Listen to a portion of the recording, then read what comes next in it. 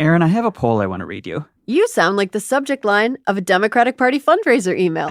It's on American attitudes toward Israel, and the question is, what should the U.S. do about the conflict? Well, that sounds like a straightforward question with a simple consensus answer. Okay, given that sarcastic prediction, I think you're going to be surprised because the most popular answer to this poll by far was that the U.S. should stay out of the situation entirely. 58% said that. Only 13% said the U.S. should support Israel in any way. Was this poll of my Instagram friends? What? That can't be right. 13%? So those numbers are correct, but, well, they are from 1970. Okay. Still, Americans really did say that. It's wild, right? Yeah, it's hard to square that with where we are now. It's so baked into conventional wisdom that Americans have always been fervently pro-Israel. But they haven't. And the story of when and why that changed, I think, tells us a lot about whether American attitudes toward Israel could be changing again. Well, if anybody can help explain a complicated topic without giving me math tears, it's you, Max. Thank you.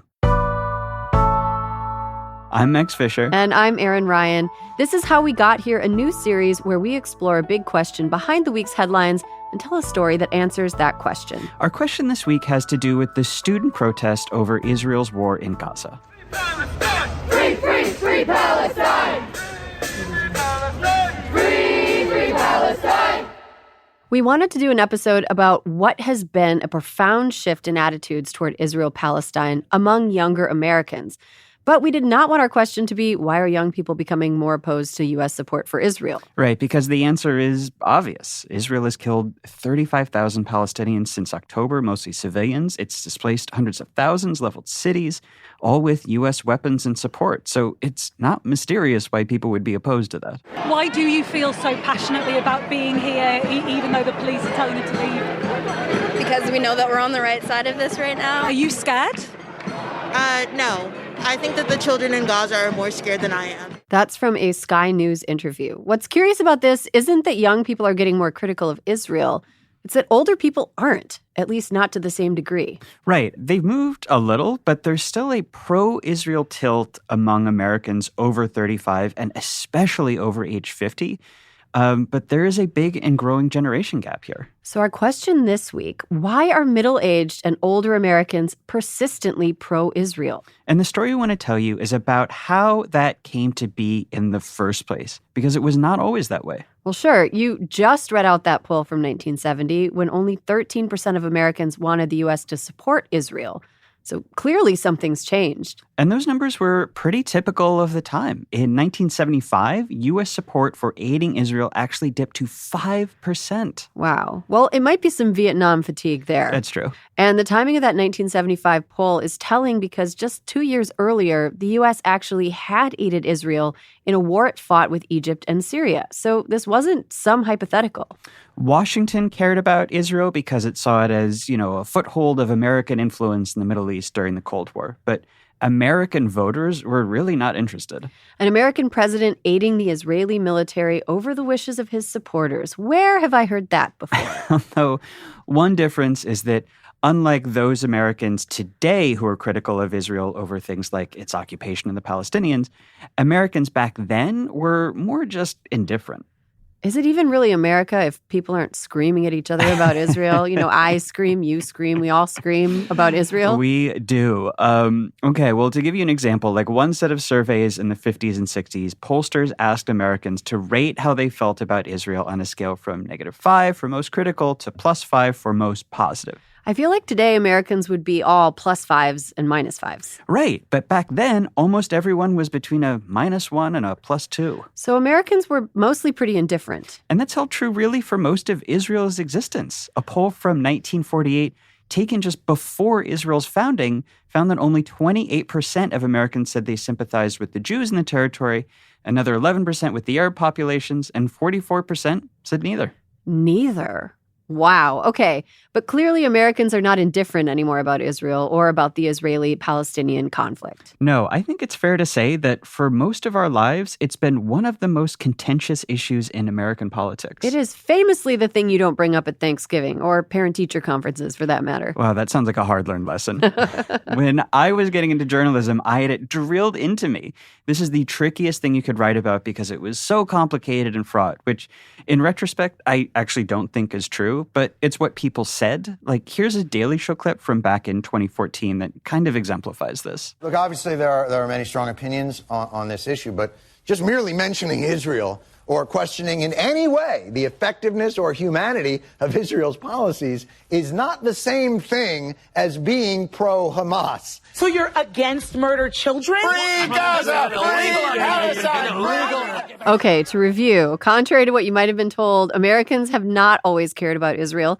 In fact, from the moment of Israel's creation onward, they were mostly indifferent. Right, yes. But at some point that changed, and Americans became deeply invested in caring about the Israel-Palestine conflict, and were mostly pro-Israel. That happened a lot more recently than you might think. One poll in 1990 found that same indifference as back in the 40s, with 70% of Americans saying they didn't sympathize with either side in the conflict over the other. And that didn't really change until the mid to late 90s. You're telling me that Americans polarized over Israel so recently that Frasier existed in the time before it happened. Who has a nice toast? Niles? Oh, all right. L'chaim. Mazel tov. Next year in Jerusalem. Take it down a notch, Tevye. Wow. So that didn't cause immediate backlash when it aired. I know.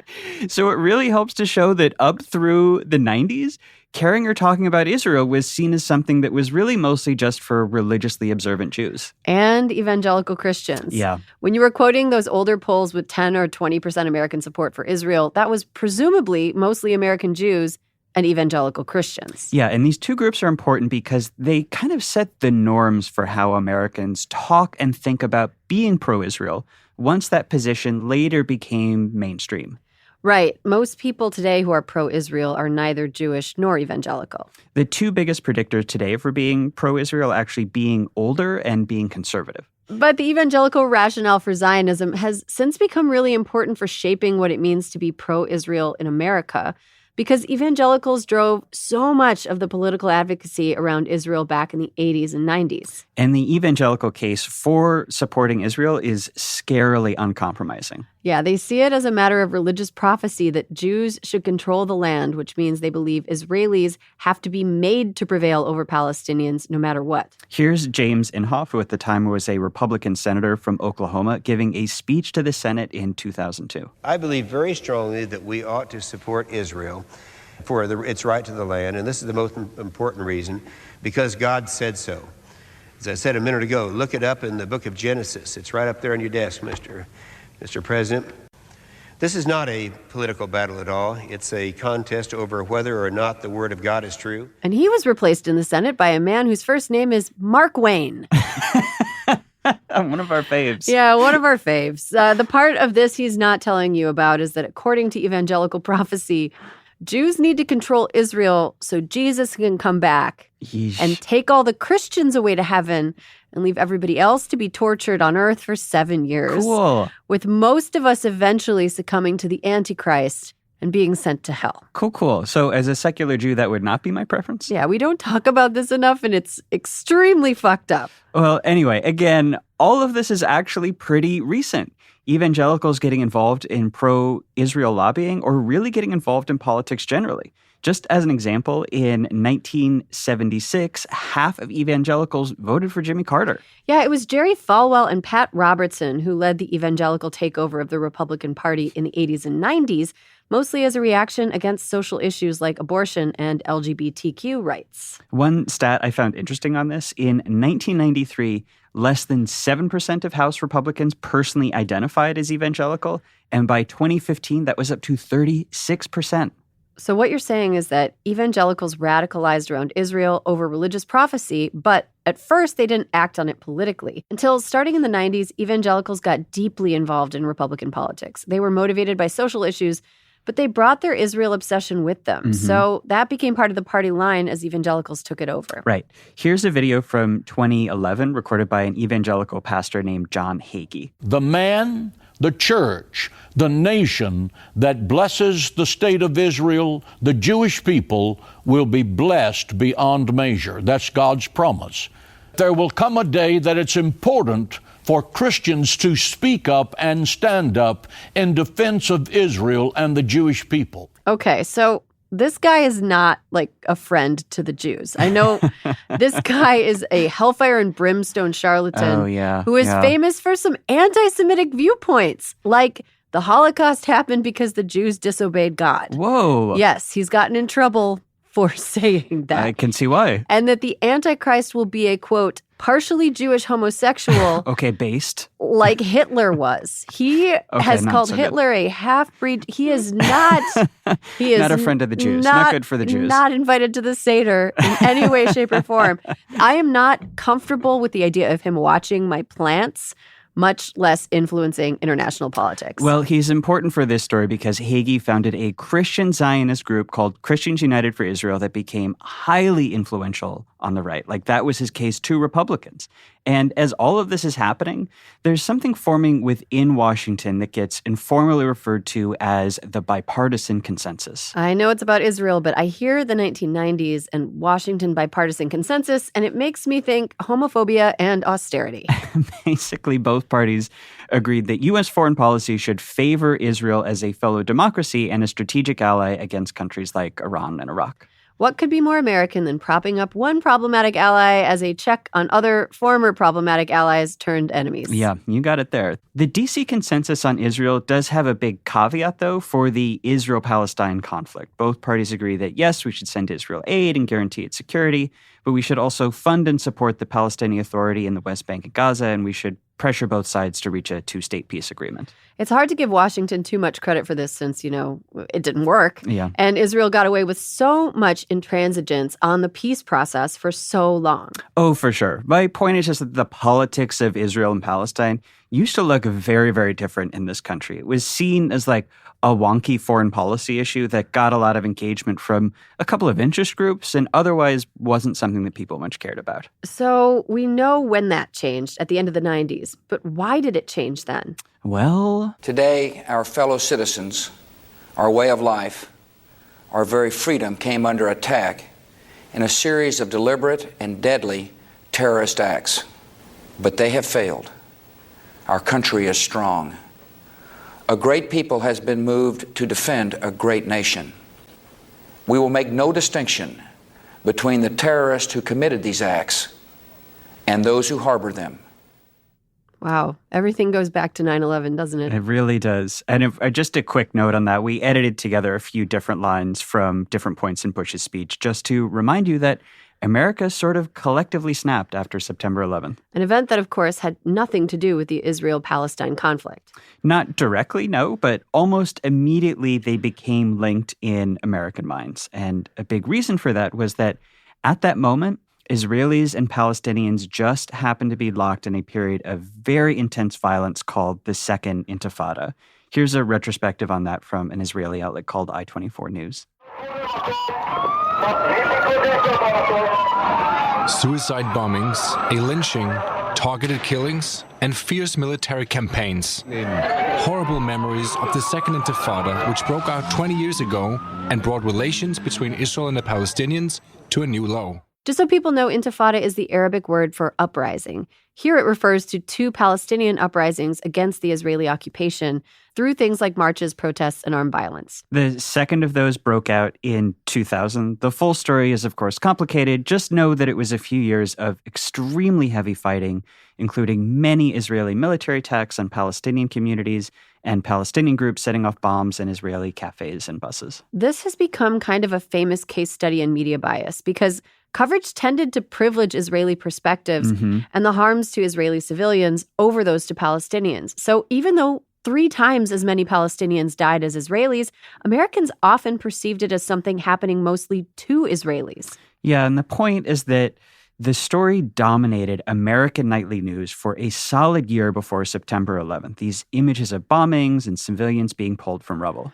So then September 11th happened, and it felt like our experience and Israel's were the same. Americans had a lot of help in making this connection from one guy in particular. So for these militants, they don't hate America because of Israel. They hate Israel because of America, because they see Israel as an outpost of Western values and the very freedoms and liberalism in the larger sense of societal freedoms that they despise. Because of that, Israel has been fighting at the cutting edge between this terrorist militancy and the West. It was just a matter of time until Benjamin Netanyahu showed up. He was actually out of office at this point, just a former prime minister and private citizen, but he flew to Washington barely a week after September 11th and gave one interview after another, multiple rounds of congressional testimony with one message. Our fight is your fight. It's the same struggle against the same enemy. So America, you better back Israel categorically, unconditionally against the Palestinians, whatever it takes, no matter how far we have to go. Here's another stop from Netanyahu's September 2001 War on Terror tour of D.C. In the summer, there were summer camps for Palestinian children, kindergarten children, teaching them how to become suicide martyrs.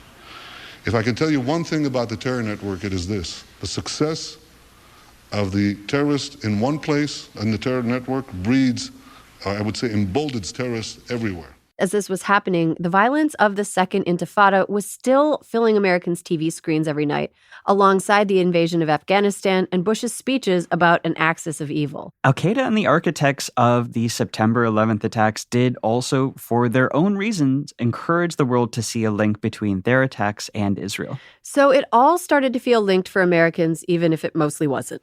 This is when American public indifference to the Israel-Palestine conflict ended. 2001 to 2003 or so. A Gallup poll around then found that almost 2/3 of Americans now considered it a critical issue for the U.S. And just a decade earlier, remember, the overwhelming majority of Americans had said it didn't concern them at all.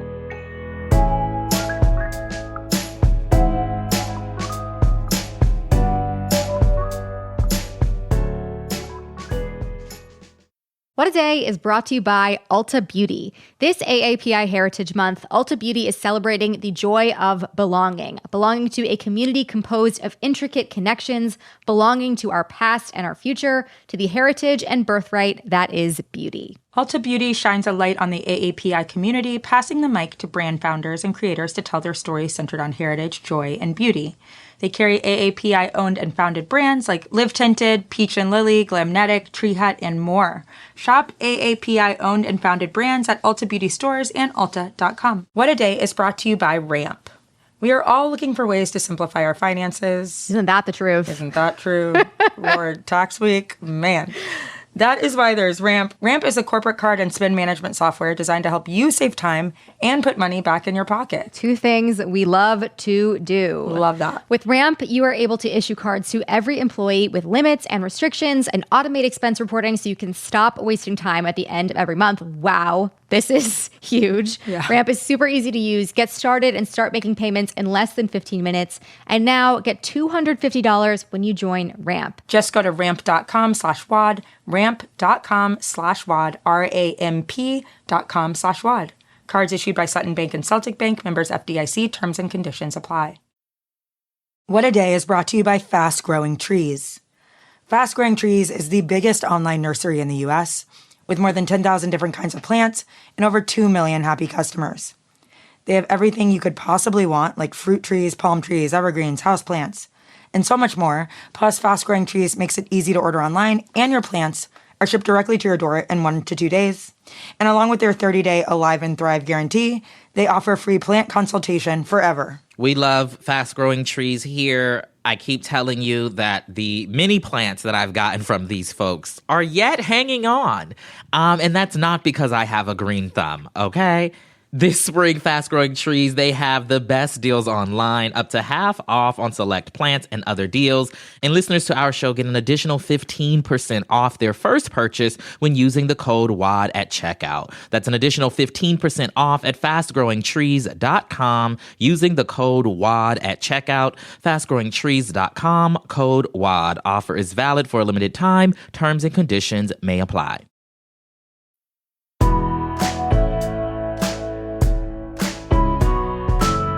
So this is it, the moment when Americans first came to deeply care about Israel and Palestine. But the way that they cared about it, the way that they talked and thought about it, was shaped by the politics of the moment. I was just old enough to start paying attention around this time, and I can tell you the politics of the moment were extremely fucked up. Toby Keith was burning up the charts. The band, then known as the Dixie Chicks, were being blackballed by country radio for mildly criticizing George W. Bush. Americans, after September 11th, you just have to say it, we kind of lost our minds. We were paranoid, angry, nationalistic, xenophobic. And then along comes Netanyahu and Bush and bin Laden, all telling Americans that they're locked in a grand epochal struggle for the future of humanity with Israel at the forefront. And this was just as evangelicals were rising within the Republican Party. So they were in a good position to reaffirm Netanyahu's message to Americans. Now with this added topspin that helping Israel fight the Palestinians was their glorious mission as God-fearing Christians. I dug up another set of polls for you, Erin. All right, let's hear it. By 2003, 44% of Americans said they believed God had given the land that makes up Israel to the Jewish people. Nearly as many, 36%, said Israel's creation was a step toward the second coming of Christ. Oh, gosh. We talk a lot about the puritanical, socially conservative 90s, but it truly does not hold a candle to the frothing lunacy of the 2000s. It's going to be quite a reckoning when we get to it. And this all started to get expressed in a phrase that was absolutely everywhere in 2000s America. That's hot. Thankfully, no. Paris Hilton wisely stayed out of this one. No, the phrase is Judeo-Christian. You're giving me trauma flashbacks to 2002, Max. You could not turn on a cable news panel in the early 2000s or listen to a politician give a speech without hearing about Judeo-Christian values, Judeo-Christian traditions. And this was a time of rampant Islamophobia in America, animated by Bush's war on terror, which shaped people's perceptions of the Israel-Palestine conflict, too. Yeah. This wave of xenophobia, just for people who maybe were too young, was extra stupid. Yeah. Extra stupid. Even as far as xenophobic waves go, people who weren't even Muslim, but simply looked brown or other, like Sikhs, for example, were being targeted by hate crimes. All of which becomes yet another big cultural current, pulling Americans toward identifying with Israelis and toward seeing the Palestinians as their enemy. Which is, of course, ridiculous. Right. Palestinian groups were fighting the Israeli occupation that had been suffocating their communities for decades. There's no reason that should feel threatening to Americans. Something else happened after that. For the rest of the 2000s, pretty much any time there was a big debate over something related to the war on terror, conservatives would invoke Israel. I remember this. When Bush got caught doing torture, the justification was, well, Israel did it too, and we have to be tough, like the Israelis. Same with phone tapping, targeted killings abroad, even security screenings at the airport. Israel did it, so we have to do it. This may have done a lot to create the dynamics that still exist in American attitudes toward Israel. Research by an Israeli political scientist named Amnon Kavari found that basically these 2000-era political fights within the U.S. over things like torture or inclusion led a lot of Americans to associate supporting Israel with being a conservative. Oh, so if Israel is the ultimate embodiment of conservative values because it's unapologetically tough on terror and proudly Judeo-Christian and all that, then saying you support Israel becomes a way to signal that you're a true conservative. Like everything else in American life, it's all polarization and political identity. Though we should say a lot of Democrats still supported Israel for years after this. All that post-September 11 messaging about Israel as America's ideological forward operating base and the Israel-Palestine conflict as America's war on terror in miniature, it was really sticky with Americans who lived through it, and it still is. It's why Homeland worked as an adaptation to American television. Yes. So being pro-Israel became weirdly both a partisan right-wing position and also a matter of widespread bipartisan consensus. For a while, anyway. But then Barack Obama became president, promising to mend ties with Muslim Americans and with Muslim populations abroad. And was widely accused on the right of himself being a secret Muslim. So Republicans saw an opening to attack him as hostile to Israel. Here's Mitt Romney debating Obama as part of the 2012 presidential race. The reason I call it an apology tour is because you went to the Middle East and you flew to Egypt and to Saudi Arabia and to Turkey and Iraq. And by the way, you skipped Israel, our closest friend in the region. But you went to the other nations. And by the way, they noticed that you skipped Israel. It's easy to forget now, but back in 2012, when the global war on terror stuff was still fresh, accusing a politician of being too friendly to Muslim countries was read as basically calling them a high-ranking member of the al-Qaeda organization. Which, again, was also all treated as synonymous with being insufficiently pro-Israel. But support for Israel was never going to last for long as it was both a bipartisan issue and also a deeply partisan right-wing issue. That contradiction was just not going to hold. Benjamin Netanyahu helped see to that when, in 2015, he decided to make himself an overt partisan actor by flying to Washington and telling Congress to kill Obama's nuclear agreement with Iran. I can only urge the leaders of the world not to repeat the mistakes of the past, not to sacrifice the future for the present, not to ignore aggression in the hopes of gaining an illusory peace. Forcing half of Americans to choose between their president and a foreign country was maybe a little short-sighted by Netanyahu in retrospect. And this wasn't purely about partisan polarization either. Some of it was driven by certain voting blocs reevaluating how they felt about Israel on the merits. Jews, especially younger and college-educated Jews, started expressing not exactly outrage at Israel's occupation of the Palestinians, but a lot more skepticism. Well, Netanyahu had been ramping up the conflict. The year before his speech to Congress, he launched a month-long assault on Gaza that killed over 2,000 people. I covered this at the time, and it felt like it had a real effect on American attitudes. TV crews were able to get into Gaza to document the destruction. I think it was the first time a lot of Americans saw what the conflict had become, and they were shocked by it. You mean because of how severe the destruction was? Well, this looked very different from the images of the Second Intifada a decade earlier. There weren't clashes between Israelis and Palestinians with suffering on both sides. It was Palestinian families huddled in their homes day after day, waiting to see whether Israel would drop a bomb on their apartment block. Meanwhile, for most Israelis, the conflict was totally out of sight, hermetically sealed behind these giant walls Israel had built around Gaza. Like, this was not the image people had in their heads. You do see some tremors in the polls around then, little dips in overall support for Israel. But it looks like what happened was that Democratic support started declining and Republican support started rising, neither by huge amounts. Little changes. Little changes, but a hint, a suggestion that American support for Israel can move in response to big, dramatic moments like this one. All of which sets the stage for Trump. Trump, who came in and immediately abandoned any pretense of wanting to be an impartial mediator between Israelis and Palestinians. Something that even George W. Bush, for all his faults, had at least tried in his way to do. Right. That old D.C. bipartisan consensus, support Israel but pressure it to peace. That's over. After more than 2 decades of waivers, we are no closer to a lasting peace agreement between Israel and the Palestinians. It would be folly to assume that repeating the exact same formula would now produce a different or better result. Therefore, I have determined that it is time to officially recognize Jerusalem as the capital of Israel. Trump went all in on Israel as basically a culture war issue. Recklessly escalating one of the world's most entrenched conflicts to own the libs. Trump, in the process, was kind of redefining what it meant to be pro-Israel in America. Previously, pro-Israel political leaders in the U.S. had tried to portray Israel as a bastion of freedom and democracy and had either downplayed the occupation or presented it as a necessary evil.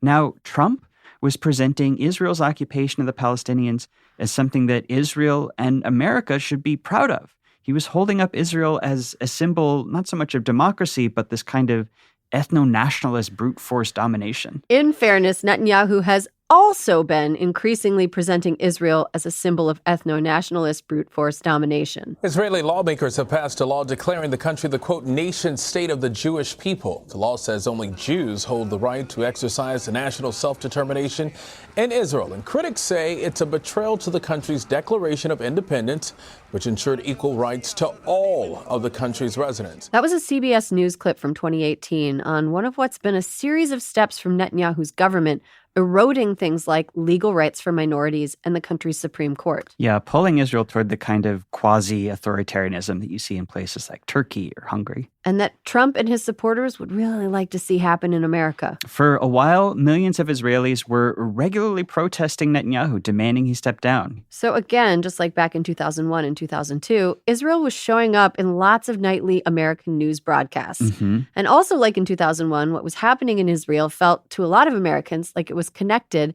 to what was happening domestically here in the U.S. Here was Israel having its own, slow-motion January 6th, driven by Trump's close ally and like-minded wannabe authoritarian Benjamin Netanyahu. Only this time, unlike in 2001, a lot of Americans see Israel as embodying the worst of America. It's an example to fear, not one to follow. This is when you first start to see a change in American attitudes towards Israel, but really just among Americans under age about 40 or so. So Gen X and baby boomers, unmoved by all this, still support Israel. Right. The dividing line seems to be people who were old enough to be paying close attention to politics during the early 2000s. It's like those people, just by soaking up all the war on terror stuff, became pro-Israel in a way that has been very stubborn. But anyone our age or younger who's too young to have drunk the war on terror Kool-Aid from about 2019 or 2020 onward, their view of Israel starts turning negative. As of early last year, so just before the war broke out, Americans born after 1980 reported on average sympathizing with Palestinians over Israelis in the conflict. Which had never happened before. And for Democrats, it's the same thing. As of early last year, Democrats became, for the first time, on average, more sympathetic to Palestinians than Israelis in the conflict. So by the time October 7th happened, and then Israel's war on Gaza, American attitudes toward Israel were already shifting. By quite a bit, yeah. But polarized by age and by party affiliation. Yes, but when you dig into the poll numbers from the months since the war started, you find something interesting. It's probably not the remains of Jimmy Hoffa. Unfortunately, it's not. So we all know that support for Israel among younger Americans has dropped substantially since October. Right, and support for Palestinians has gone up. But support for Israel has actually dropped among older Americans too, and even among Republicans. So in other words, everyone has gotten less supportive of Israel since October. You get the sense from coverage of the campus protests that Americans are dividing further and further over Israel. But I think that's actually not quite right. I mean, it is true that there is still an age gap and a partisan gap, but what this misses is that Americans as a whole have collectively shifted pretty far. Rather than people pulling toward opposing extremes, they're all pulling in the same direction, just by different amounts and from different start points. And this all adds up. A CBS poll found that between October and April, the proportion of Americans who said they sympathized a lot with Israelis over Palestinians dropped from 51 to 38%. Wow. And the shares said the U.S. should send arms to Israel dropped from 48 to 40%. So as much as the protests get portrayed as a matter of woke youngs versus stodgy olds, it turns out that most Americans actually agree with some of the basic protest demands. Older Americans do seem in polls to be turned off by the protests, but that might be less to do with the substance and more just a matter of old people being, kind of grumps who find the college kids annoying. In a Morning Consult poll, 47% of Americans said campuses should ban pro-Israel protests, but almost the same amount, 41%, said the campuses should also ban pro-Israel protests. Okay, so an 80% get off my lawn vote. That's right. So, okay, taking a step back here, Max, I keep thinking about the polls you read out at the top of the show. Oh, the ones from the 70s with only 5 or 10% saying we should arm Israel and everyone else saying stay out of it. What's most surprising to me is how much that lines up with the views of people in my peer group today. And I had the same reaction to some of the more recent polls. It always felt to me like we were kind of in a bubble on this, surrounded by Americans who were immovably pro-Israel. An in and out in a sea of Waffle Houses, if you will. So it's surprising and a little encouraging to learn that our little cohorts actually used to be the norm in U.S. attitudes on Israel, and that the rest of the country is maybe finally moving in our direction. Yeah. I think my takeaway from all this is that, this idea that Americans are innately or categorically pro-Israel and they've always been pro-Israel is really just not true. We're really mostly just talking about 2 or so generations of Americans who lived through a very particular and very intense moment in the early 2000s and who, as a result, got these pro-Israel attitudes burned into them that are real but are maybe not so permanent. And understanding that matters because so much of our political system and so much media coverage takes for granted that Americans are always and forever going to side with Israelis against Palestinians. But it's just not so. And the proof is not so much in the protests themselves as the fact that these protests are part of a much wider, albeit quieter, shift in American attitude. Well, whatever Americans think about Israel, it will still feel terrifying to talk about. And on that note, let's go out with a clip from renowned foreign policy analysts Rick and Morty. What the hell is Israel? It's just something Rick starts talking about when he's blackout drunk. What? In what way? Like, what's my point? In a way that has no point? You just babble about defense budgets in the United Nations and then you pass out. So, to be clear, I sometimes reference the geopolitical complexities of the topic, which is not the same as going to an anti-Semitic place. I have no stake in this. I don't either. I'm just saying, if anything, the drunk version of me is probably so supportive of Israel. He wants what's best for it, and... Hey, man, I'm not touching this. You do you. How We Got Here is written and hosted by me, Max Fisher, and by Erin Ryan.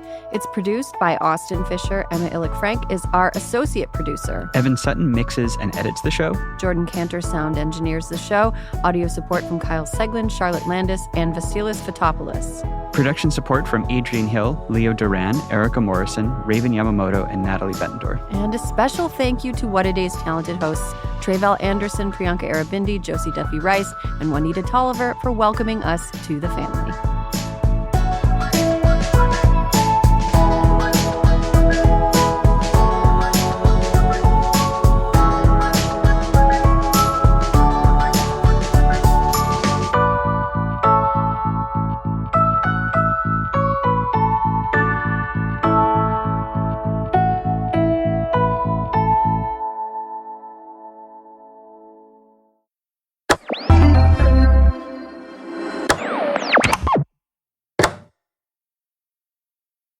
You can start your day off right when you find a professional on Angie to get your plumbing right first. Connect with skilled professionals to get all your home projects done well. Visit Angie.com. You can do this when you Angie that.